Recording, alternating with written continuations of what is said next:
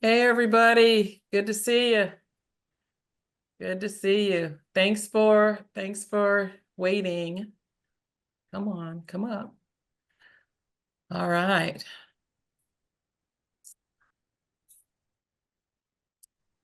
Okay. Let's get this party started.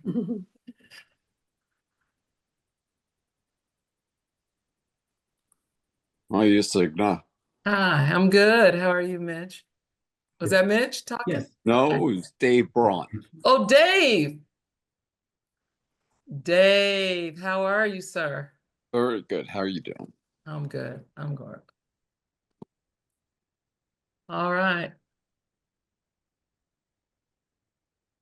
Can you see the slideshow? Say yes. Give me a yes. Yes. All right. All right. Let's get started. Well, just want to welcome all the LD11 DIMs and guests. We're so glad that you're able to join us tonight. We'll have an information-packed meeting, and I missed y'all last month. I was on my way to our happy hour at Cesar Chavez, and a driver ran a red light, and that was all she wrote. So today is a new day, so let's get started.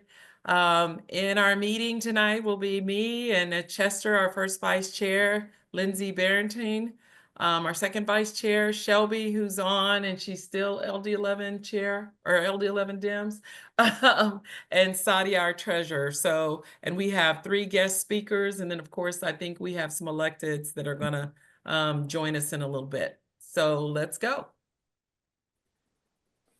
All right, come on, play with me. All right, so this month is this week is National Women's Health Week in 2025, and we are prioritizing women's health. We're caring for our minds and our bodies. So we want to stay active, eat healthy, and get some sleep. Most importantly, start today.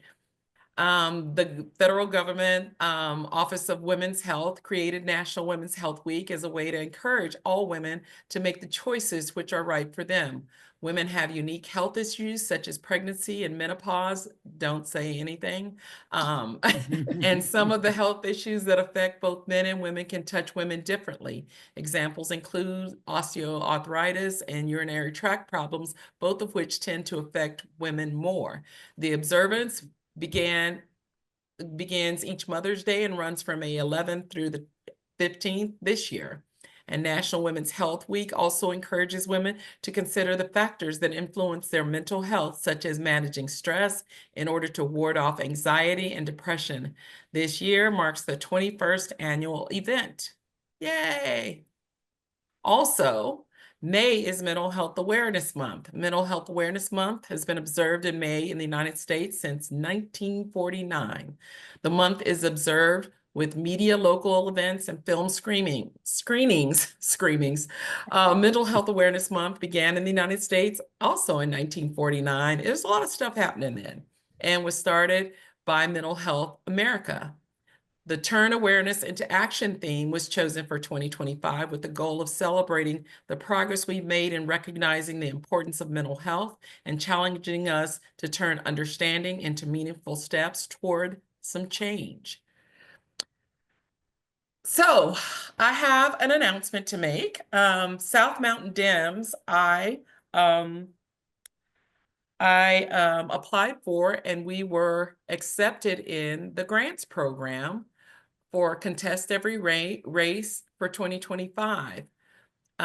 We were accepted by this organization. There were 1,200 other applicants, and we joined this grant program, and there's going to be a cohort that's going to be in about a week where me and some of the executive team members will be provided and introduced to the staff, and we'll get a full outline of what the grants program entails, how it works, and how we can help achieve our goals. We'll also be going through an overview of the May action item, assembling and submitting our strategic plan for the rest of the 2025 cycle.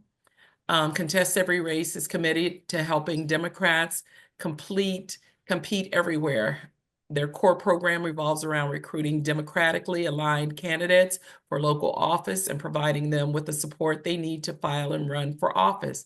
Our grants program supports local, non-urban Democratic parties with funding, texting, coaching, and training since 2021. There are over 300 grant teams across 29 states, and they provide essential resources to strengthen our democratic organizations and communities nationwide. In 2024, last year, the program granted $1.2 million to grant grassroots efforts, sent 13 million texts, and supported teams that knocked on 1.4 million doors by investing in local leadership, mobilizing voters. They're building a resilient democratic presence in not only urban but rural states. And so this is some of the things that they will help us do. Give us the grants, and I'll talk about that really quickly. And I know I started without the agenda, but we'll get into that. Technical support, training and coaching, and texting capacity. So what does this mean? So we get up to $2,400 a year.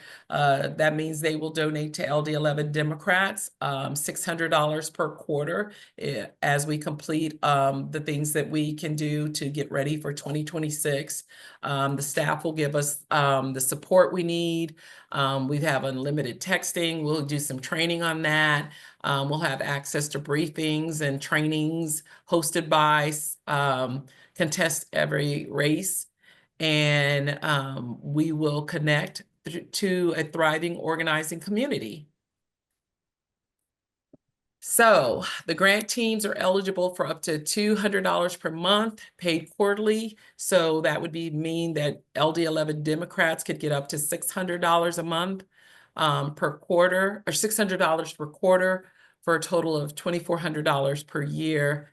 And it's subject to any campaign finance limits, which we have checked their information. This did come to us from LD, our Maricopa County Democrats.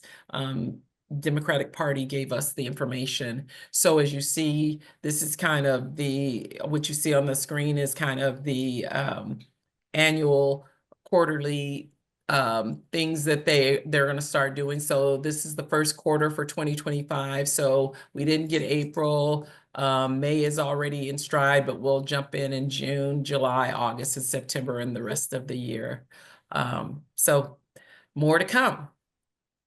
I've got a couple of save the dates for you. Indivisible is doing a No Kings kind of community fair. It says no protest, but there's not going to be a protest and rally. I attended a meeting with them a few days ago. What they're going to do is a community event that's going to be kind of like a carnival. And the reason they chose June 14th is that is VE Day, but the person in the People's House has decided he wants a military parade, so we're not participating in that. What we are going to do is we're going to build community and have fun, register voters, do all the things that we are here to do to make sure that we're ready for 2026. And then Maricopa County Dems on Thursday, May 29th from 6 to 7:30 p.m. This is a virtual event. They have some PC training. We're going to offer, LD11 will offer PC training as well, but this is the Maricopa County Democrats PC training. The date is May 29th from 6 p.m. to 7:30, or Saturday the 21st from 11 a.m. to 12:30. And it will be a Zoom link emailed, and I will drop the link as soon as I shut up in the chat, so that if you want to sign up for either of those PC trainings, you can do so. And then next month we will get together. So every other month we're going to be in person so that we can see each other's faces and touch each other. I'm trying to find a location in Guadalupe. So watch your newsletter for more information, and we're looking forward to see you in person and talking it out. So we received no financial support from Arizona Democratic Party or Democratic Party entities, and our organization has no paid staff. Everything we do depends on financial generosity and volunteerism of people like our wonderful LD11 PCs and members. Your contributions, small and great, are greatly appreciated, and I'll also put the ActBlue donate link in the chat as soon as I'm done. So we have 18 months for each of us to make an impact while taking care of ourselves and our families, and while impacting community, city, state, and federal government. We're going to do it one person at a time, one action at a time, and we're happy that you're joining us on this journey. All right, guys. Yay. All right, so we do have an agenda, but I just wanted to get that out. And so I'm going to call the meeting to order. This month's agenda, Patrick, do you see it? Can you see it? No, Okay. you're not sharing, no. Okay, hold on. Let's do that.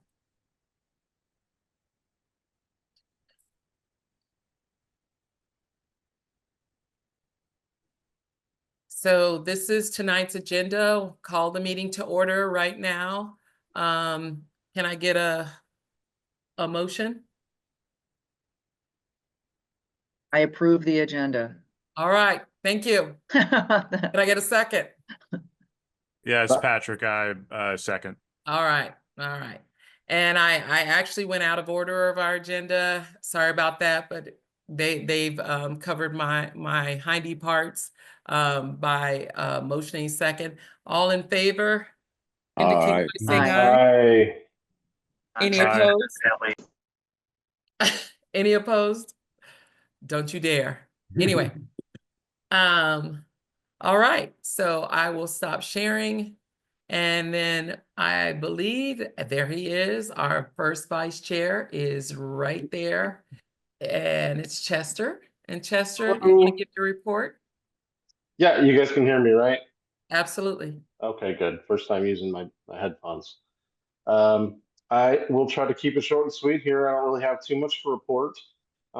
Due to the summer heat, we are going to go ahead and skip the hiking club for the next, I don't know, 10 months? How long does summer last? 10 months. And the district beautification project, I think we're going to put on hold until the weather gets a little nicer. But the book club is full steam ahead. The band book club will be meeting on the 31st, the last Saturday of the month, and we'll be discussing a book called Mouse, A Survivor's Tale. It is a graphic novel series from the 90s, written and the artwork is done by a Jewish artist who was interviewing his father who survived Auschwitz. He was a Polish Jew who survived Auschwitz.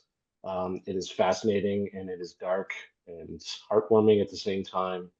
And it's just really cool because the Polish Jews are mice, and the Nazis are cats, and it's just kind of fascinating artistic rendition, and I highly recommend reading it, even if you can't join us on the 31st. Other than that, I just want to say I'm really excited that Contest Every Race is sponsoring us. That's fantastic. And as far as the PC training goes, even if you're not a registered PC yet, whether you're on the fence about it or you're waiting for your registration to go through, by all means, please sign up for that training so that you can learn what a PC does. And if you are a registered PC and you've been through the training before, sign up anyways. You know, there may be opportunities to share your own experiences and get a refresher. So by all means, that's it for me. Thank you. Thank you. Thank you. Thank you. Thank you. All right. I don't see Lindsay yet. I'm Is she here. on? Oh, she's here. Lindsay. Hi, guys. Come forward. Our second vice So- chair. Go, ma'am. my girls just finished their last baseball game, so I apologize for my tardiness, but I'm here. As you can see, summer's upon us and all of my hair is gone and it feels amazing because it's just too hot already. This week's been good. Really, I don't have too much right now just because I've been working on other stuff. My father passed away in March, so I've been kind of a little distracted, but we're gonna lay him to rest. His ashes are going on top of the mountain where we grew up. So after that, I'm game on, game ready, recruiting pre-Cs, being out with you guys, talking with everybody.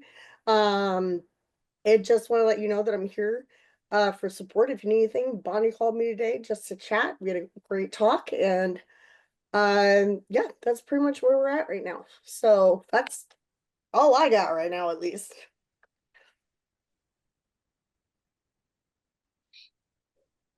Tegna, you're on mute. I know.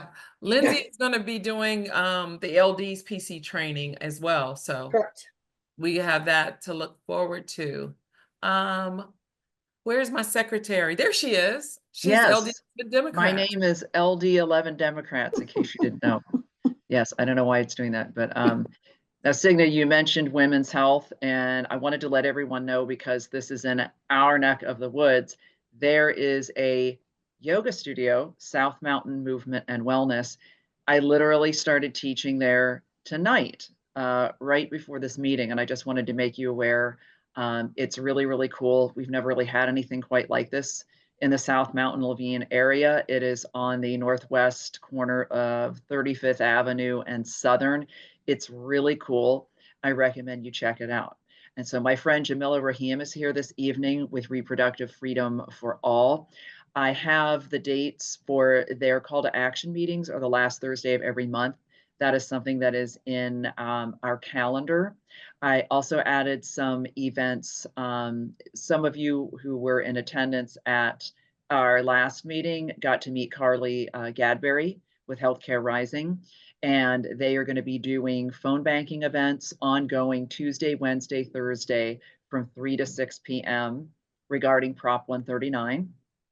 And also they're going to be doing a house party the last day, actually the first day of June in Scottsdale, a postcard writing party regarding Prop 139. And so, yeah, the hiking club, maybe we bring that back in October, but yeah, it's getting to. But yeah, that's pretty much all I've got over here. So. All right. Thank you. Savia, bring the thunder, and I'll put up the. Okay, hi guys.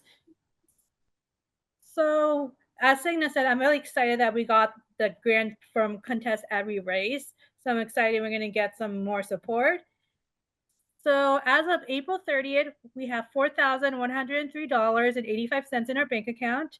In April, we raised $196.50, and they came from ACLU and from our recurring donors. So if you want to be a recurring donor or a one-time donor, Signa shared a link for that. And we spent $195.32, which is kind of close to how much we raised. So most of our expenses are monthly fees, and there were a couple of unique expenses from Walmart and let me scroll. Can you scroll it down? Sure. Sorry. Yeah. And from Bambi Bucket, which is from our beverages and ice for our last month's meeting. Okay. Anything else, Savia? And I also filed our first quarterly report last month, so we met our deadline. Thank you. Good. Yeah, we got the notification. I'm not gonna call it a nastygram because that would mean it wasn't nice. But anyway, anything else, dear treasurer of ours? All right, I think that's it. All right. Thank you. Thank you. Thank you. So we do have 3 guest speakers tonight that are going to bring forth some important information and just so to keep you up to date on everything that's going on around our area. So Bren with ADLCC is with us. And Bren, I did not get your, did you have a I do have slides. If I'm able to share my screen, and it looks like I can. I can do okay, go ahead. Take it away. Let's find out. Trying to make this full screen.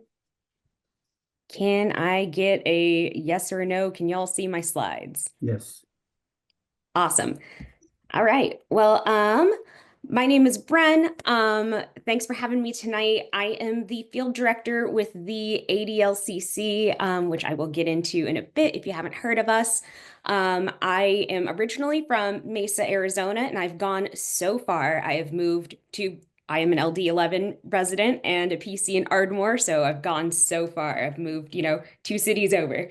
I currently live here with my 3 cat children, and I keep using these trainings as an excuse to show off wedding photos because I don't really do social media anymore. So enjoy. So tonight I'm here to talk to y'all a little bit about the organization I work for, the ADLCC, talk a little bit about our takeaways from this last cycle, and then what we're looking at going into 2026. So we are the Arizona Democratic Legislative Campaign Committee, which is entirely too many words to say. We are the organization whose job is to elect Democrats to the state house and state senate.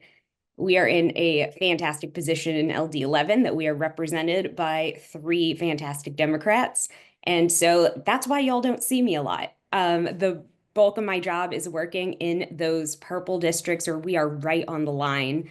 And that's the bulk of what we do at the caucus. So we were founded in 2015, back when Democrats were in the super minority. They used to jokingly call us the pizza caucus because it took 1 pizza to feed every single Democrat in the legislature. And so now Governor Katie Hobbs and at the time Minority Leader Dr. Eric Meyer decided to do something about that. They founded the caucus, and then we have been making strides every cycle since. And last year was the first exception since our founding, where we have not picked up seats. But what we do is we invest money, time, resources in our most competitive seats to hold the line or pick up seats towards a majority. So a little bit about the difference between us and the party, because we're kind of the party and kind of not the party, and this is always where things get a little blurry. So just helpful information as everyone is dealing with the alphabet soup that is all of the organizations in the ecosystem. We are a project of the state party, and we have a very specific mission. So we focus solely on the state legislature, and that is it. We have our own board, we do our own fundraising, we have our own staff, and technically we're housed in the party.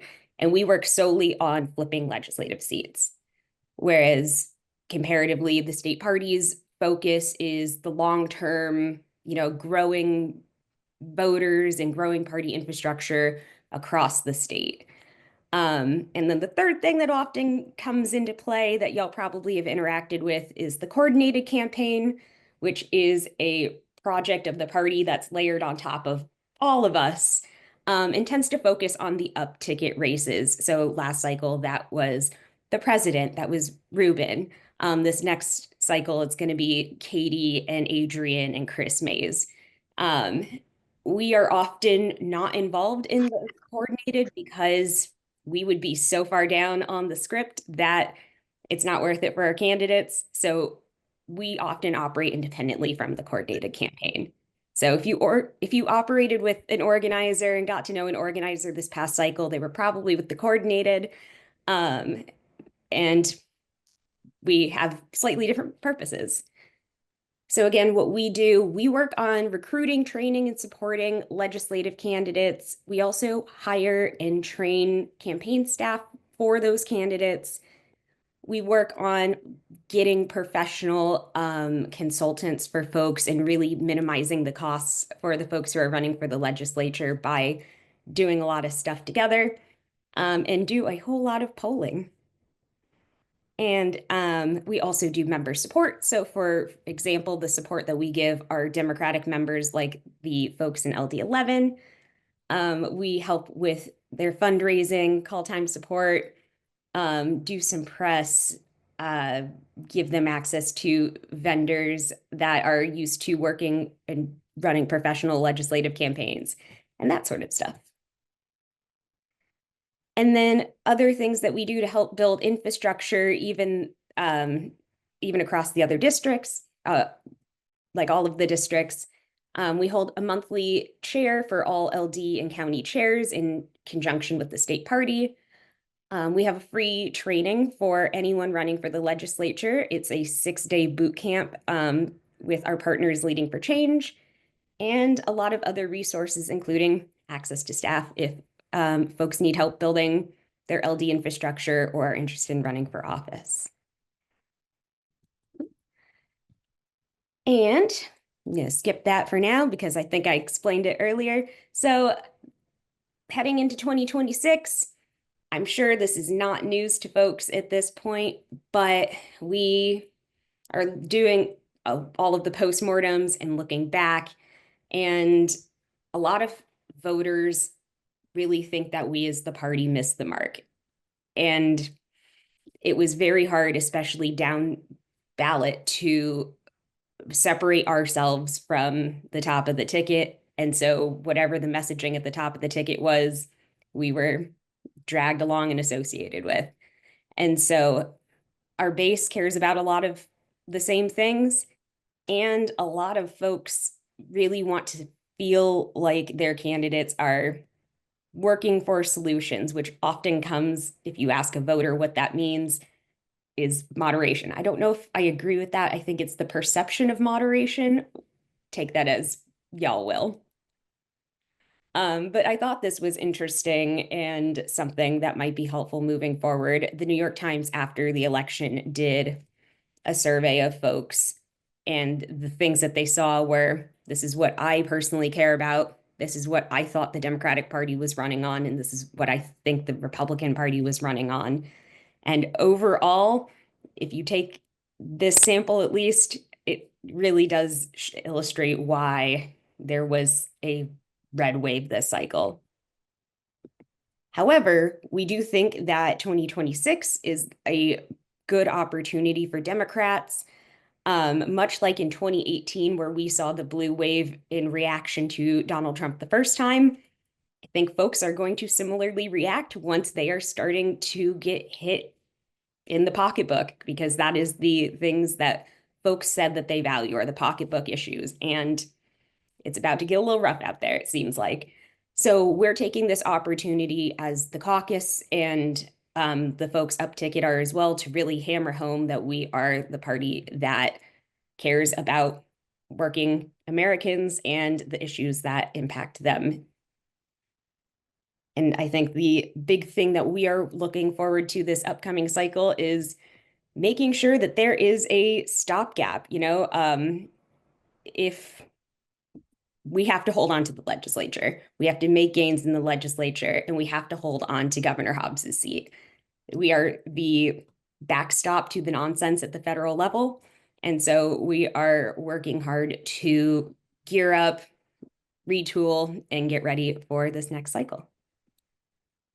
So what can you do in the meantime? Go to those PC trainings that folks were talking about. We also have other ways that y'all can join in. We have a monthly training on how to do voter registration.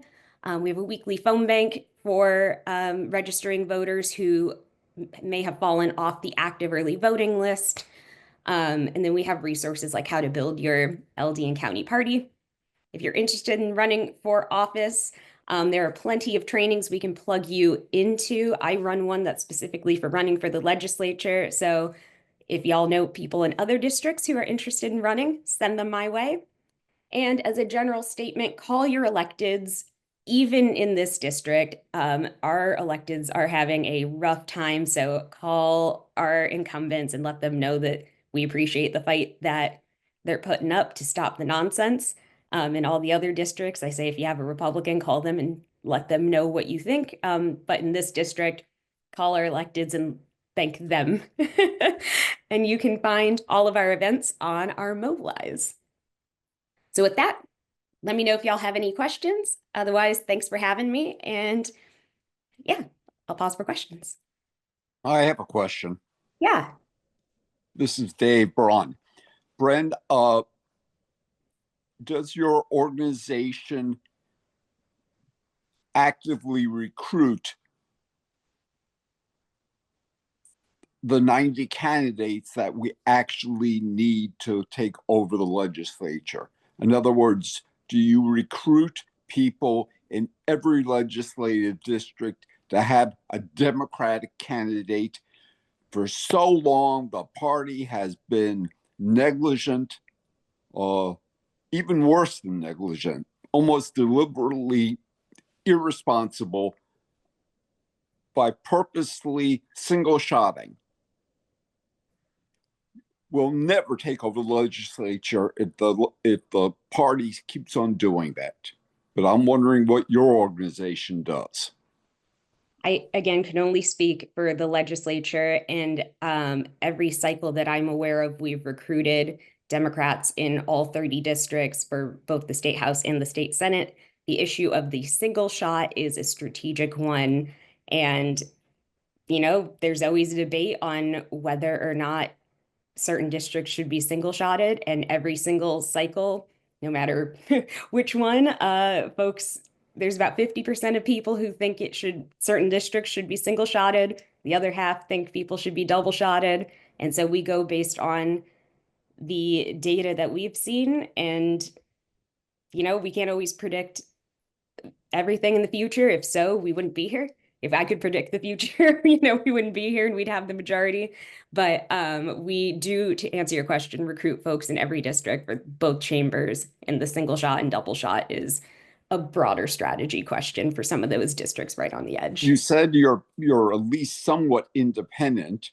I'm wondering whether it really isn't up to the organized party if somebody wants to run as a Democrat in a district in which they think it should be single shot.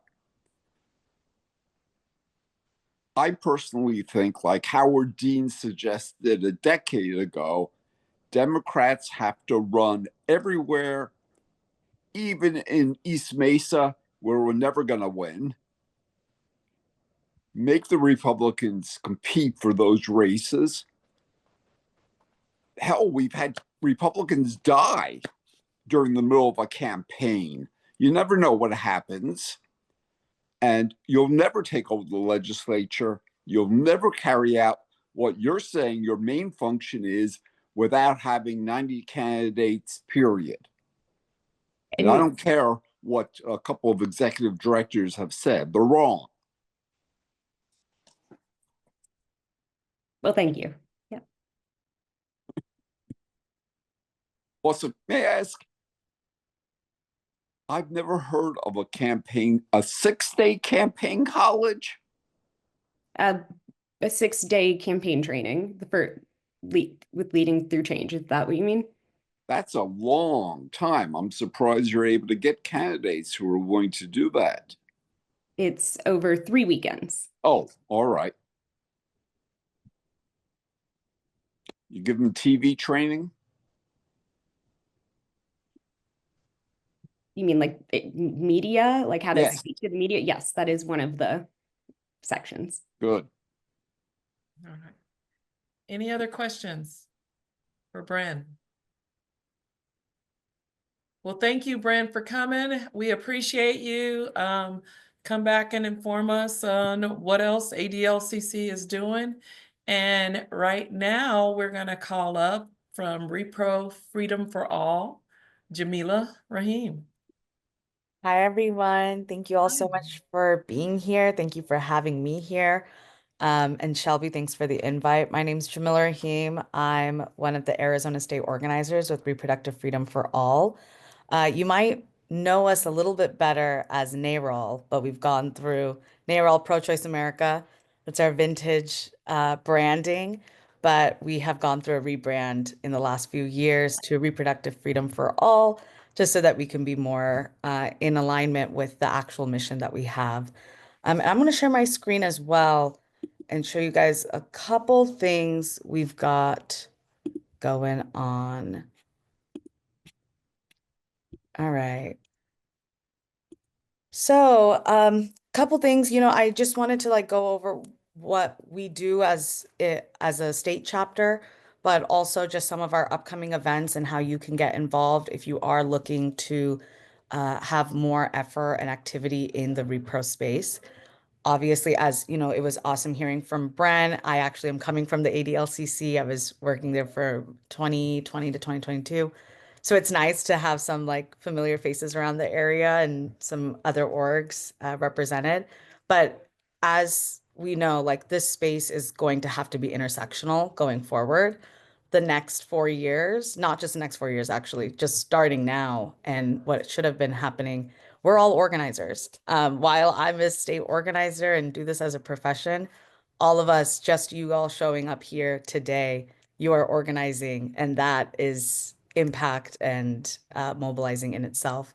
So we want to make sure and be cognizant of all the intersectional work that's happening. And right now, we've kind of become a catch-all dish in that space. But this is a little bit about our team. If you're familiar with Athena Solomon, former legislator, she is our director of Arizona campaigns. I'm one of the organizers. Yasmin, my colleague, is actually in LD11, but couldn't make it tonight. And then Jody, our lobbyist, and Molly, our intern. So a little bit about Reproductive Freedom for All. Arizona, we're over 90,000 members, getting close to almost 100,000 now. We work at both the state and national level just so that we can work on the political side, as well as the legislative side and community-based organizing when it comes to pushing for more rights within reproductive freedom. And some challenges ahead that I'll get into. Protecting Proposition 139. I'm so happy to see that Healthcare Rising is on as well. This was a coalition effort from so many different organizations, and the fight is not over. We passed something like Proposition 139, so please, everyone, give yourselves a huge round of applause because that was incredible. And from my generation and just from my demographic, thank you all so much for mobilizing behind that and protecting something like reproductive freedom in Arizona. However, there are still challenges at the state capitol. The Arizona GOP is still trying to pass legislation that will retroact the work that we poured so much effort and time into. So we want to make sure we're staying ahead against that, as well as any federal threats to repro rights. That also includes Medicaid, all sorts of things. Really quickly, I did want to go over just some legislative updates because we do a lot of heavy work within the legislative space, and just trying to monitor some of the bills that are moving. These are some bad bills that are still moving. I'm not going to go over all of them, but feel free to take a look. Some of them that just stick out to me personally, but we've been attending hearings for. We've got SB 1002, which is something about pronouns and basically whatever your birth certificate says. So it's an anti-trans bill, as well as the website information 2439. Essentially, they just want to get rid of any resources on any federal websites that say anything regarding abortion. And then some of the other ones that I'll get into 2025 in a little bit.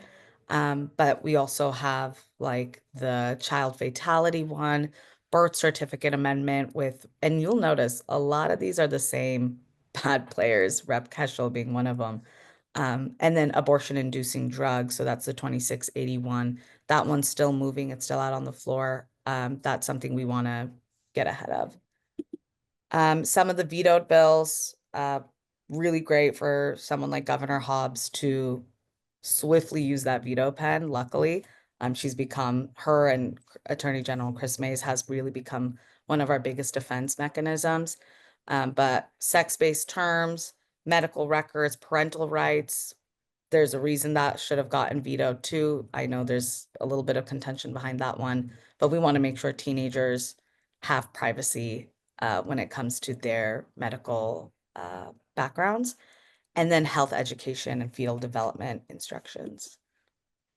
So something I wanted to go over because we are actually mobilizing around this. We have HCR 2025 that's currently being voted on. And there's a danger. So to begin with, HCR is already kind of dangerous because it does not require the governor's veto. It is a proposition or a ballot referral that will go back to the voters. And what they will essentially want to do is increase the threshold for passage of any constitutional amendment from 50% to 60%. That puts us in a really tricky position for everyone here and everyone in Arizona who worked so hard for Proposition 139. In layman's term, what they essentially want to do is send Prop 139 back to the voters, put it back on the ballot, tell the voters, and what they're saying is, hey, Arizonans were not educated on what they were actually voting for. Certain verbiage was misleading when it came to Proposition 139. So we want to send it back to the voters.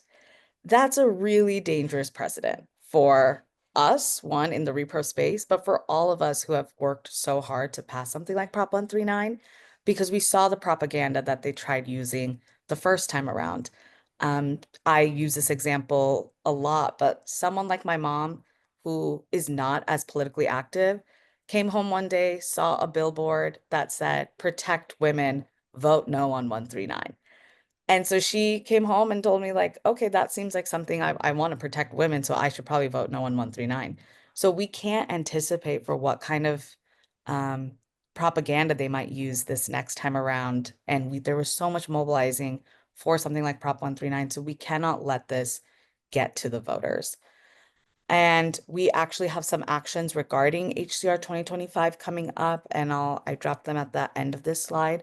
But we are actually going to be lit dropping next week on Tuesday in the 3 legislators who are the sponsors for this bill in their neighborhoods, to urge them to vote no on HCR 2025, as well as let their neighbors know that this is something that they're working on. So in its own way, it'll be pretty delicious to put lit on Matt Grass's door saying, "Matt Grass, you suck."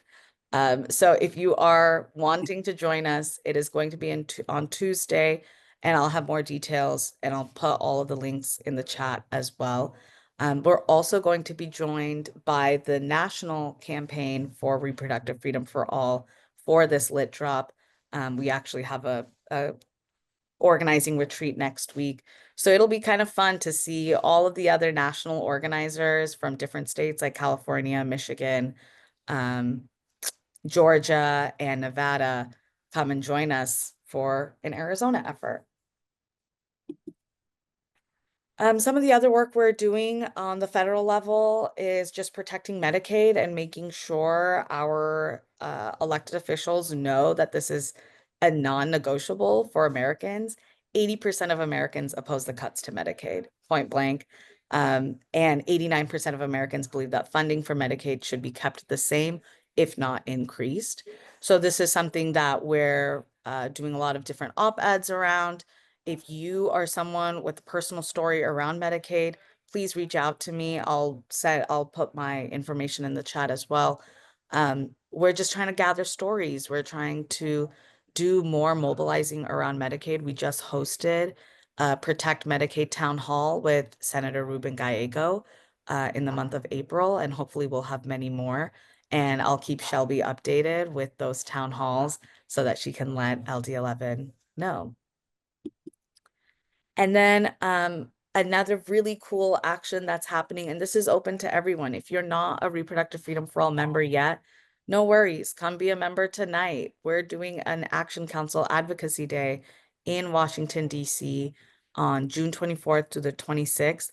This is an all expenses paid trip. We're sending 10 people from Arizona. Your flight, your hotel, per diem will be provided, and you'll get the opportunity to lobby at the state capitol, or sorry, not the state capitol, Capitol Hill, with a bunch of other organizers and activists like yourselves all over the nation. Some of our upcoming events and action ahead. So May event, this is happening tomorrow. So if you still have capacity and you don't have any plans for tomorrow, we're hosting a coffee and crafts at 4 p.m., 4 to 6 p.m. We're just like designing tote bags. We want to make sure our community is taken care of. So it's not always just heavy political stuff, but we get to have those moments with each other to stay sane during times like this. Oh, sorry about that. I gotta update my computer.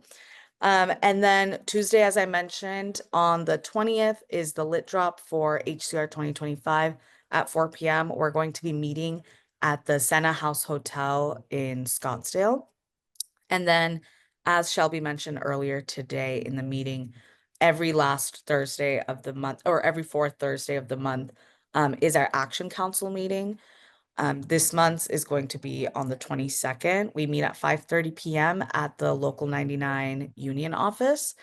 And it's also hybrid. So you can Zoom in, you can join us in person. This is a space where we just give updates on the latest state of the state for repro rights, as well as what's happening in Arizona, like similar to what I did with the bad bills that are moving and bills that are being vetoed. We kind of go over those updates. We also go over any actions ahead. And it's just a nice way to meet local activists in your area who care about reproductive freedom. And lastly, if you want to connect with me, if you want to join the rest of the group on a Signal chat and just stay up to date, these are just 2 separate QR codes to join our group chats. And then scheduling a one-on-one, if there's a way, or if you are someone who has a particular skill set and you're like, hey, I want to get involved with the repro space, but I don't know how, message me. Schedule a one-on-one with me specifically, and we can get you started. Tomorrow's Coffee and Crafts is being hosted by a random woman I met who is an artist, and she was like, I don't love rallying. I don't love going to really large scale events. Can I do something? We have the funds. We can help you set something up. And she's just running this coffee and crafts event monthly. So that's a way for anyone to get involved, utilize your own skill sets. Like I said, we're all going to be organizers in these next few years. So find your niche. And if you have any questions, this is the Arizona team email, arizona@reproductivefreedomforall.org. Feel free to message us there, but I will send all of this information in the chat. Thank you so much. Thank you. Any questions? Thank you, Jamila. What are your questions, group? Let's go. Well, you did such an amazing job. Apparently, there are no questions. Great, thank Please, you. please put your information in the chat on all the events, because this group is ready to go and we're ready to get started helping to save our democracy. Amazing. Gorgeous. Thank you. No, Thank it's you. been awesome, Jamila. Thank you so much, because even though I've been kind of out of the loop, my understanding of this bill, I didn't even know it got past that first step yet. And 60%, as you said, is not hard to do in the current situation. And sending it back to voters, and if they rewrite it and make it even more confusing, it's not going to be good for us women. So thank you. Completely. No, thank you so much. Thank you for your activism. Thank you for your volunteerism around this. Prop 139 was, like I say, it's something we should be very proud of as a state. We did that. Like as a state, we did that. It won in every single district. It got more votes than any legislator or elected official in Arizona history. So this is a winning topic. We know that 9 in 10 Arizonans support reproductive freedom for all. So this is something that I really, Lindsay, thank you so much for your volunteerism and mentioning that. We need to protect it. The fight is just barely beginning. Prop 139 was stage one in Arizona. The fact that we even had an archaic law from 1864, when before Arizona was even a state, like in when I think about that, that is just bizarre that that's the kind of stuff we're even having to deal with. So us being here together right now, you all joining your LD meetings, this is how we mobilize. This is how we grow strength and power, and get ready for something like HCR 2025. So thank you. Yeah. And there are many people on this call that did all the groundwork for Prop 139, and it paid off. And then now we have our indictor in chief, which I call Chris Mays, and she fights for us every day. And she does it so that I don't show up at her office, because I did tell her when she was running I would show up at her office if she messed up. Thank you again, Jamila. And yeah, put all your information in the chat so that our members can get involved. All right. A friend of LD11, Raquel from Save Our Schools, is up next. And Raquel, I do have your presentation up. So come on in. Hi, everybody. Thank you so much, Signa. Yes, a true friend. My name is Raquel Mamani, and I am so happy to be here. And, just listening to Jamila and Brent before us and talk about how, we are all organizers now, and all of this is intersecting, right? Like, I am a mom. I'm a native Arizonan. I am a teacher. In my last 5 days, I'm a middle school teacher in my last 5 days of school. So if I seem a little bit out of it, is because I'm dealing with middle schoolers every day, and we're almost there, and it's getting a little wild. So thank you so much for the opportunity. I know you all are receiving a whole bunch of information tonight. So just know that, education in Arizona, this is how Signa and I met, has been under attack for the past 50 years. But Save Our Schools was born in 2017, and I've been part of it since then because of the fact that we're ground zero.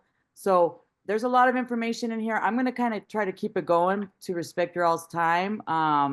If, I'm going too fast, jot down a note. We'll take some questions at the end. But I'm going to kind of keep it at a quick clip if possible, so that we have some time for questions.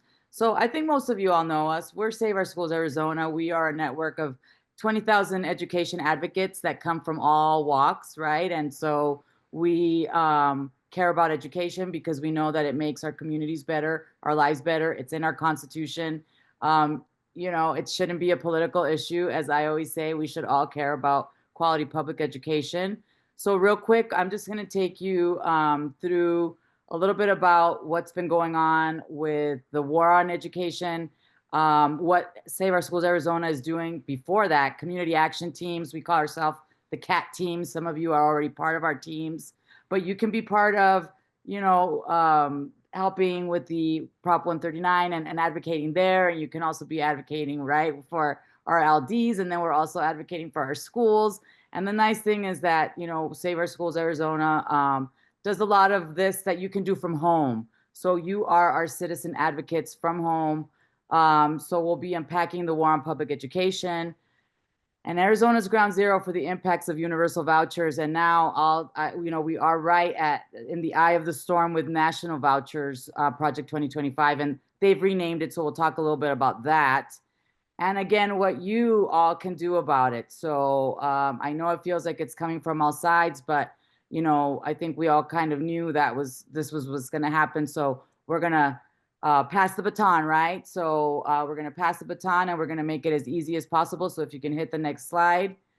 Yep. So I was telling you that we organize in regional teams here in Save Our Schools Arizona, because we are a statewide organization. So we are people powered. We are locally powered by volunteers, and we advocate for our schools. We advocate for our school boards that have been under attack. We go to the Capitol, but we make sure that voices from around Arizona are heard. I am born and raised in Nogales, Arizona, on the border. And so when I came to Phoenix, I really wanted to always keep that community in mind, because so many times people feel like it all happens in Maricopa County. But no, we are a statewide organization, and we are definitely feeling the privatization effects more in our rural spaces than in our urban spaces. Although you'll see later what's been happening with school closures all around Maricopa County. So go ahead and hit the next slide. So we always call ourselves public school proud. We share every day at Save Our Schools on our social media platforms all of the great things that our public schools do. Arizonans love their public schools. We also know, Jamila talked about winning issues. We know that public education is a winning issue. And we know that voters want to fund their schools, but time and time again, we've been, I'm going to say bamboozled, because I can't think of another, we have to remember that we did say no on 305, and 65% of voters said no to universal vouchers in 2018. But 2 years later, Ducey rolled them in, and here we are. So we are public school proud, because we know that our schools, our teachers, our educators are doing amazing things every day on a shoestring budget under massive attacks. And so, yep, our why. I think, I don't have to say much to you guys that are here, volunteering on your own time. We all can agree that every child, every Arizonan, deserves a well-resourced classroom in their neighborhood. We know that our public schools provide food, transportation, wraparound services, community events, that Friday night lights effect of our Friday night public school football games where our communities come together. We know that public schools raise our property values. They make our communities safer. They help our economy. They help businesses recruit a well-educated workforce. And I'm sure that we can all agree and all know that dollar for dollar, investing in our public schools is one of the best things that we can do for our economic future. But unfortunately, Arizona legislature has been going in the opposite direction, and now it's coming from the national as well. So let's see this next slide. We can tell you that this is why we are where we are at. How do we get here? Let me just go through the war on public education in a nutshell real quick. I think most of you know this. We are 49th in the nation in per pupil funding. We've got the second most crowded classrooms in the US. Our salaries rank at the bottom. We have a teacher retention crisis. We don't say teacher shortage. We have plenty of teachers. We just have a crisis of professionals that want to work in the conditions that Arizona is putting us in. We have the second worst student to counselor ratio in the nation, and our school facilities are $3 billion in the hole. But that's just the tip of the iceberg. I'm gonna skip this because I'm not sure if but we'll put this. This is the privatization playbook. I don't think we want to. It's not a very long one, but we'll put the link in the chat, and it basically tells you about discrediting, defunding and dismantling. And this is what's been on the playbook that's been used in Arizona. So I will share that if you all want to. I'm not sure if the sound works on it. Let's see. Yeah, I think you would have to share your Okay. So yeah, go ahead and pause that, but we'll share this for you to, it's a great little video to share with people that will ask, like, what's wrong with our schools? What do you mean when I, wear my public school proud, people are like, well, what's going on? Like, what, is there a problem? And I say, yes, there's a problem. They're using this playbook, and it's been on loop for the past 50 years here in Arizona. First, they discredit. They've been really loud about that lately with calling us groomers, and that we are indoctrinators, and that we are doing all kinds of things at school and sending them, home after reading books and using their preferred pronouns and all of those horrible things that they accuse us of. And then, of course, the defunding's been going on. And now we're really, ladies and gentlemen, I hate to be like the, negative Nelly, but we are in the dismantling phase, hardcore. You all are in LD11. You have Roosevelt in your district. And so we are closing schools all over Maricopa County.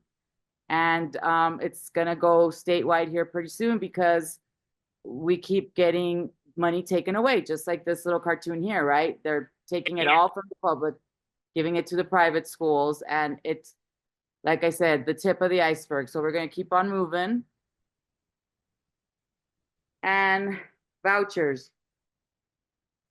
I feel like everybody in the world knows about vouchers because they are part of my like day in and day out thorn in my side. But Arizona is the, voucheriest state in the nation. We have several kind of vouchers. We have ESA vouchers, which are called empowerment scholarship accounts because they were ruled unconstitutional. And I'll show you in the history here in a little bit. But they just changed the name. And then, that's where they take public taxpayer dollars. They put it onto a little debit card, and you can use it to pay for private school tuition, micro school costs, and homeschool costs. For those of you that maybe micro school is a new term, it's just like a homeschool on steroids. You just can take more kids, like maybe people that have like an extra room or an extra area in their home, right? They have the money to have these extra spaces, and so they can go on and have these micro schools. And then there's this STO voucher. That's when you're doing your taxes and they ask you if you want to give $400 to your public school, and then they ask you if you want to give $2,400 to your private school. I've never been able to figure out why those are so different and there's such a disparity. But those are also in effect. And so it makes it impossible for Arizona to fund a quality public education system when they're giving hundreds of billions of dollars away in the form of vouchers. And so if we can go to the next slide, this is a quick history of how we got here, sort of in how the playbook moved through Arizona. And it didn't take 1998, the first tax credits are passed. So those STO, Student Tuition Organization vouchers, were passed. And then in 2009, as I mentioned just a bit ago, Arizona courts said vouchers are unconstitutional, but that didn't make them stop. They just they rebranded them. They called them empowerment scholarship account. And the workaround was that they give the voucher to the parent. Now, if the parent gives it to the private school, then that's the workaround that they did for vouchers. And then in 2011, they started the little step-by-step incremental. They passed the first ESA vouchers for students with disabilities, right? Who would say, no, don't help students with disabilities? Although they pretty much put them through the ringer here just a few weeks ago, but they said, we want to help students with disabilities. They're not getting what they need. And so the first empowerment scholarship account was for students with disabilities. But from 2012 to 2022, the legislature continued to expand, just moving that line for wards of the state, military families, students in DRF funded schools, students on the reservation, until they went universal. So 2018, as I mentioned, voters rejected Proposition 305 2-1. And we said, no, we don't want universal vouchers. But in 2022, the legislature went ahead and said, voter, schmoter, who cares about a voter? Let's go ahead and do this anyway. And they did. And so what's happened now is, if you'll hit this next slide, this is what we're seeing.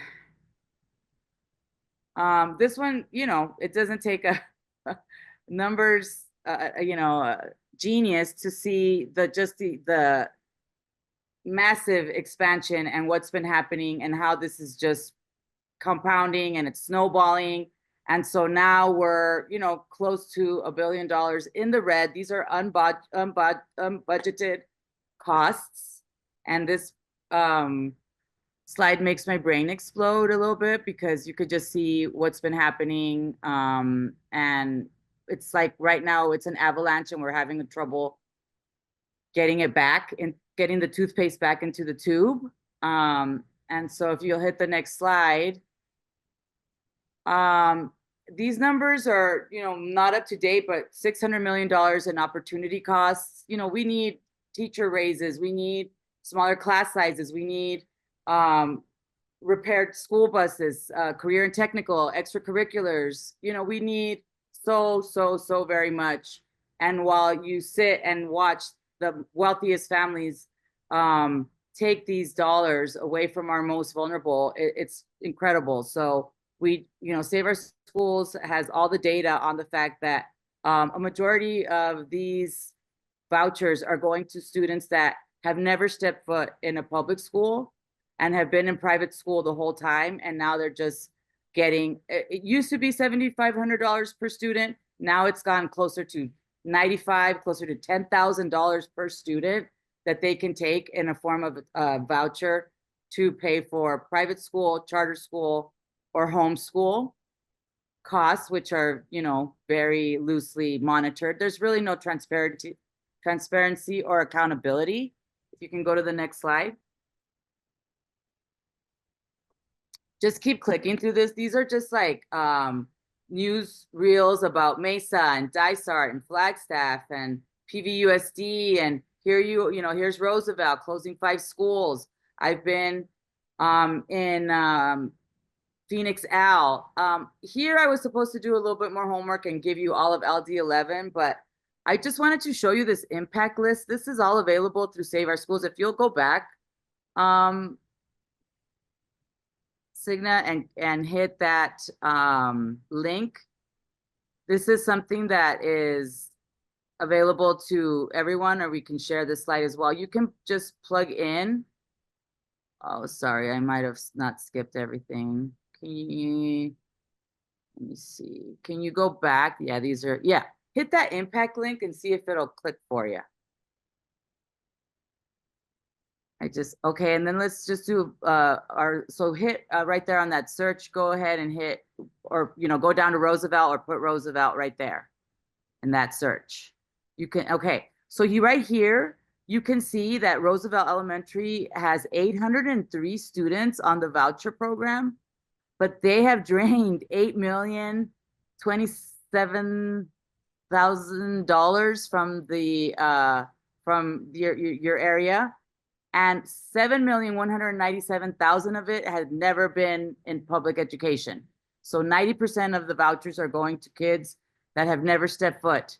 And that's just Roosevelt. And we know what's happening there. So we can share this. You can look up any school district here and share this so that you can, have fun checking out how much money our schools are losing. And this is not by whoops, we broke it. This is the main tool that they are using to break our public education system in real time. So and these are the folks. These are and we all know, ALEC, we see them introducing legislation all over the country.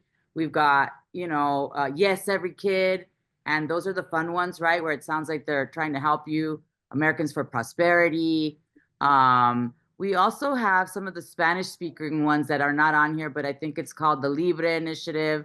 They've been doing a lot of work in your area for Spanish speaking families and really targeting them and trying to get them to take a voucher, where we know it's really not going to help families that are working paycheck to paycheck, because even if you give them a $9,500 voucher, most of our, pricey private schools are upwards of $20,000, $25,000. So we can hit the next slide. I don't want to look at these people anymore. We will go.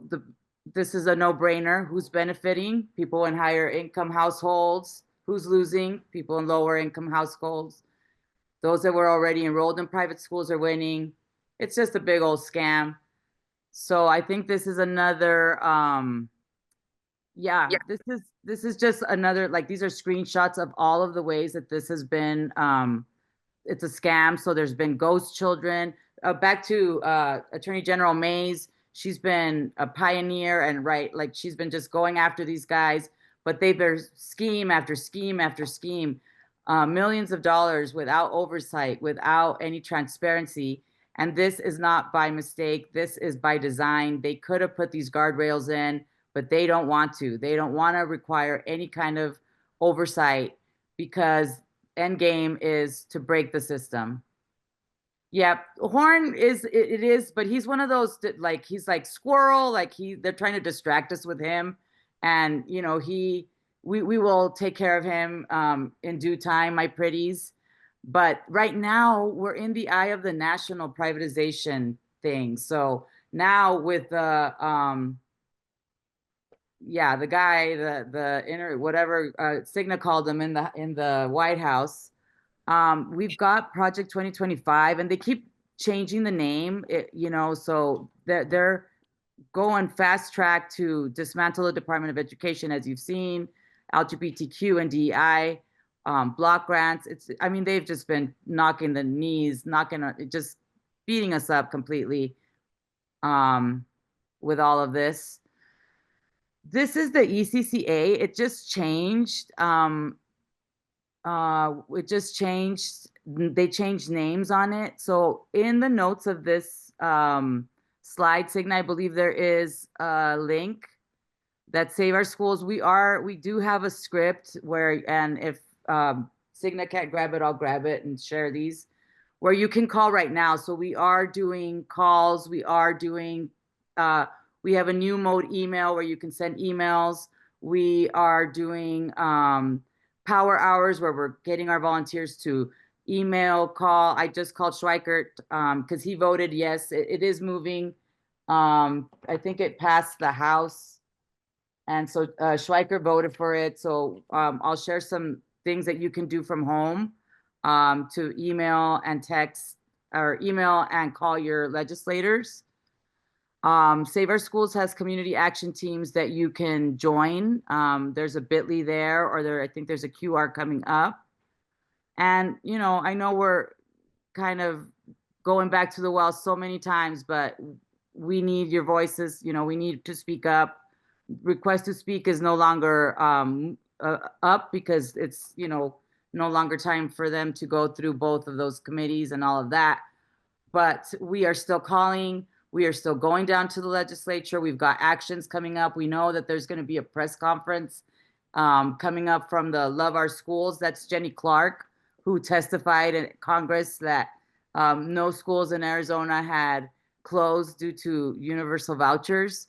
And so we get people out. We're going to be packing the galleries in the next coming weeks as we wait to see what's up with the budget. They are, you know, there's so many things going on. I sorry, I'm going so fast through it, but right now the big deal is Proposition 123. They are trying to attach universal ESA vouchers to Proposition 123. So enshrining vouchers into the Constitution instead of just doing a clean, you know, reauthorization, or just, you know, just because it's gonna, Proposition 123 is gonna expire. If you actually go through one more slide or two, there might, yeah. So this, in case I haven't put enough information out there, right now, this is where the fight is in Arizona. We need to renew Proposition 123, which was a settlement on money that Ducey owed, or the state owed, because they're not funding their schools appropriately after the recession. So we settled for pennies on the dollar on this Proposition 123, where they can use state land trust to boost funding for K-12. It was narrowly approved, and it expires in 2025. And we could just renew it, right? They could just get it back on and just leave it alone. But no, Matt Gress, who somebody else mentioned earlier, and I believe Livingston, or Mesnard, I'm sorry, Mesnard, JD Mesnard, want to put vouchers with Proposition 123 and tie it to teacher performance pay. So they're saying, let's give teachers a raise. They always do this horrible stuff, right? They put something that's very unpopular and then say, oh, teacher raises. But it's, you know, as they give hundreds of millions of dollars away in, you know, public school money to private schools. And again, what is the legislature focusing on right now at a time that our state, our schools are just, you know, under a massive stress? they're working on renaming the Gulf of America in our textbooks, banning books and teachers, censoring, banning teachers from using preferred pronouns. Provisions to do the same thing is to make it to have 60% of the vote to pass school bonds and overrides. And again, the citizens initiative stuff. So we can stop sharing because I think this will go into all the other schools that we have impacts for. I know I went super, super fast. And let me get some of these links for you, but are there any questions? Yes, I have a question. I think it's Mr. Braun, right, Dave? Go ahead. Yes, this is Dave Braun, the I love guy it. Go who's for it. not shy. Arizona has a line item veto power that the governor has in our Constitution. Have you considered lobbying our governor, our Democratic governor, to line item veto all the money that's given to private schools? I will bring it up to the people that, I'm not sure why, no, I didn't know that. And I'd be happy to ask my team because I'm sure that they've tried. It's right there. Okay. Go look it up. All right. Well, yep. Well, sure. I will don't surely take this understand homework why back. Democratic governor didn't line item veto in their very first budget. Okay. As to the voucher monies. The public schools are chronically underfunded. All the money should go to them. We owe the public schools as a collective billions of dollars. It's a sin. I agree. I'm 100% agree. I will shoot this right over to, Melinda Ayer and all the guys working on our policy and figure out, hey, why haven't we tried this? But yes, thank you for mentioning that. I will follow up on it. I see another hand from Joshua. Oh, Joshua, go ahead and then I'll talk. Oh, sorry, Lindsay. Oh, no, go ahead, Lindsay. So I put a message in the chat, and even though I didn't grow up in Arizona, public school was where you went to school to get the best education. If you went to a private school, you were either super wealthy or you had special needs. I don't discount some of the private schools that really do help a few of the special needs, but those are far and few between. And I think you touched on that the voucher program kind of encompasses way too many things, where I do know people in our community who, quote unquote, homeschool their children and get paid for it. A ridiculous Absolutely. amount of money. Oh, yeah. It's insane. And I understand if it was a religious issue, a special needs issue, I support that. But because there is no regulation, the abuse is obscene. We have already seen in the news the multiple violations of people, and that's not even the touching point.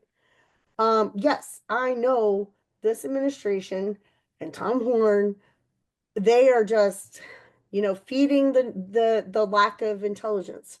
And frankly, go students. In my opinion, I think it is literally our lack of education that is leading this MAGA uprising across the country. Right. And I am tired of it. My kids, and it sucks. I am in Roosevelt School District, but because I have twins and they're super smart, we chose to go out of district to Levine Elementary.